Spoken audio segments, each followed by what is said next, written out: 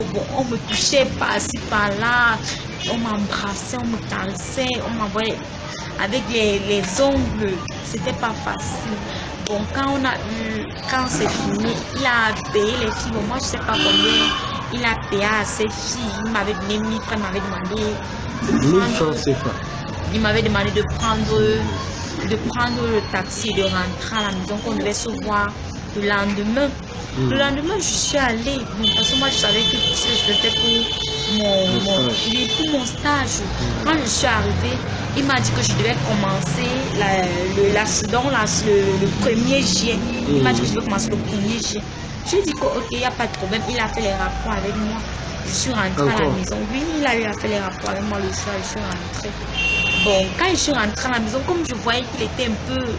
Son allure était bizarre. J'ai envoyé le message par Messenger que je vais commencer mercredi. Je suis après tout ce que j'avais je sais que je ne veux pas te suivre là-bas pour l'habillement. J'ai déjà eu à chercher les bons trucs, non, pour être bien là-bas. Pour avoir la carrière d'une bonne journaliste. Oui.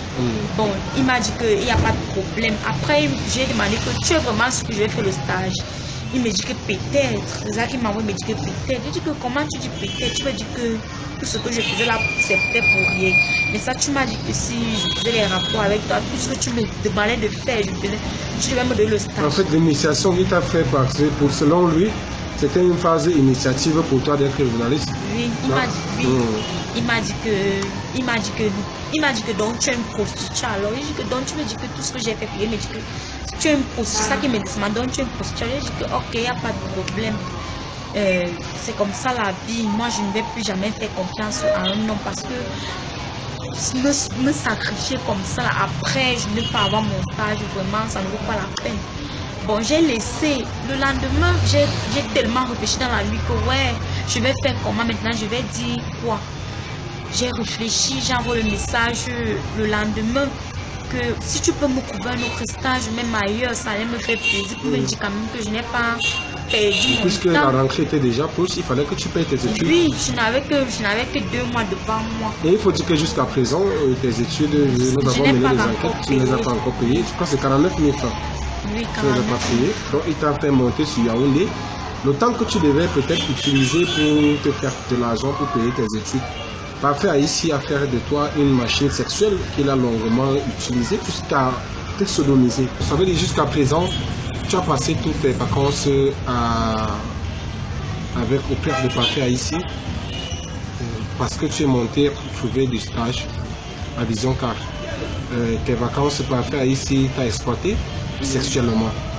Oui, poursuis le récit et puis on va dire. Et comme il m'avait déjà traité de prostituée de tous les noms, moi j'ai jugé bon qu'il fallait que au moins s'il essaie un peu de réparer son erreur, le tort il a commis. Donc c'est-à-dire qu'il paye même au moins tes études? Oui, j'ai demandé qu'il me prouve, même pas qu'il paye mes études en tant que tel, puisque j'ai voulu travailler non pour avoir quelque chose pour payer mes études. J'ai demandé qu'il me trouve un stage ailleurs, même si ce n'est pas dans une télé ou quoi que ce soit. Bon, vu que j'ai juste l'argent pour payer mes études, il m'a insulté, il m'a traité de prostituée une fois de plus, de tous les noms quoi. Il m'a dit que je ne valais rien, que même si je faisais quoi, je ne pouvais pas réaliser mon rêve.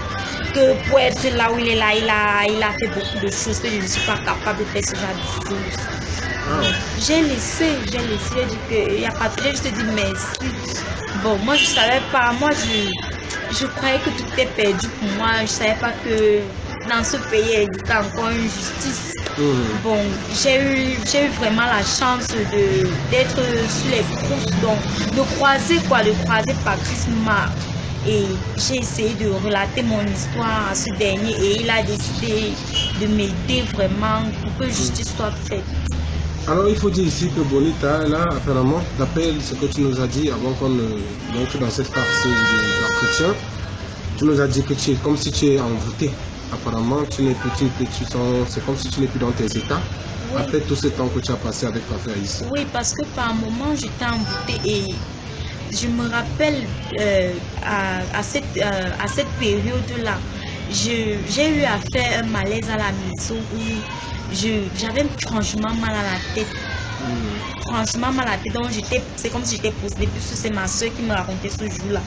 Et ce jour-là même, mon père a dû faire venir je ne sais pas, un chèque, non, un homme qui fait la prière. On a eu à me faire écouter les sourates et autres, pour que ma tension se calme un peu, puisque je n'étais plus trop dans moi. Donc j'étais tombée, j'avais eu, je ne sais pas, Tu étais en transe, tu n'étais plus dans tes états. Oui, je n'étais plus trop dans moi. Ça veut dire de quelle tribu en passant, il faut indiquer que tu es en quelle tribu? Je suis Bamoun, je suis de l'Ouest, je suis Bamoun. D'accord, c'est très enrichissant. Je crois que l'entretien qu'on vient d'avoir, nous rendons grâce à Dieu d'abord d'avoir permis qu'on entre en contact avec toi, parce que c'était une étape qui n'était pas facile. Après cette dénonciation par Christ, nous avons vraiment, puisque ce qu'il avait dit, décrié était très grave. Nous avons pris l'engagement depuis pratiquement 3 semaines aujourd'hui. Nous travaillons à entrer en contact avec toi et Dieu merci, nous avons eu contact. Bon, on me touchait par-ci, par-là.